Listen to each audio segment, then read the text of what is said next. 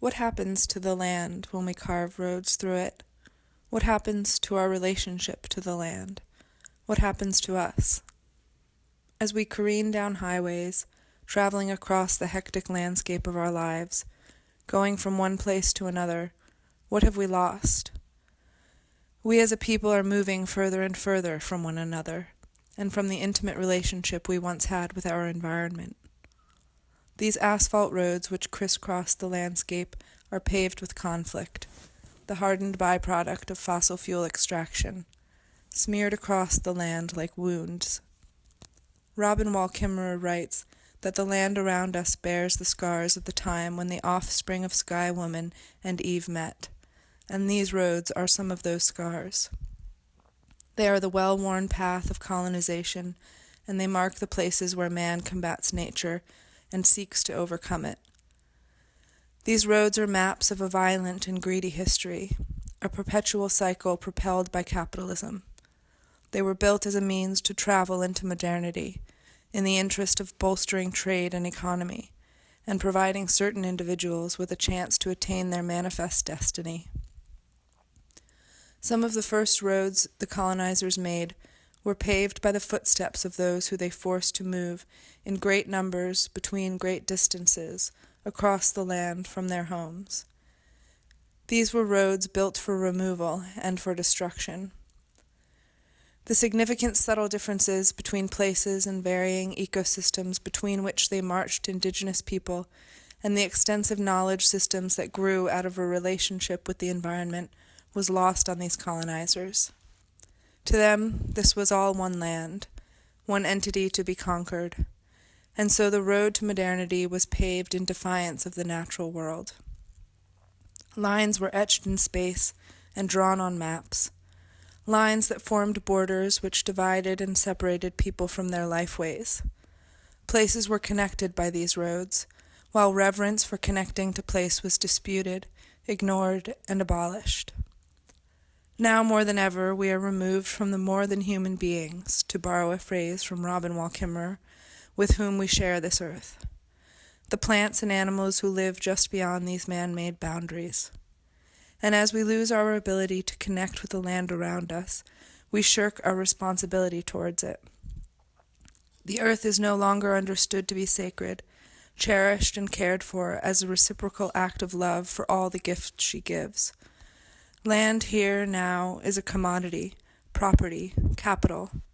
Gifts become resources which exist as pawns in a game of power and control. Now we are emboldened to remove the tops of mountains and to lay over 1,000 miles of continuous pipe in order to transport fuel across land. We are moving too fast, strung out with our heads down in a fossil fuel stupor, distracted, trying on all that our manifest destiny has to offer. The world around us is a blur of sound and color as we speed through it. We have stopped seeing what we cross and what the lines we drive along divide. How can we protect our environment when we are so separated from it?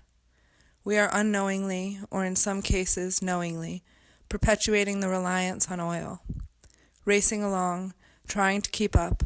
All the while, the rivers move on, carrying with them whatever we drop along the way. Despite all the planning and the intricacy and so-called convenience of the paved web we weave, or perhaps due to its transverse properties, so many of us have poor sense of direction. Roads come with signs, and we carry devices with voices that tell us where to go.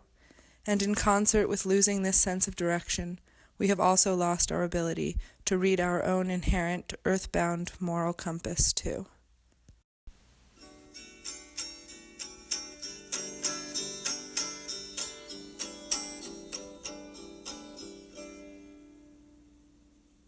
If you ever want to travel, come to my home. I know how it feels to see something different. The time is now.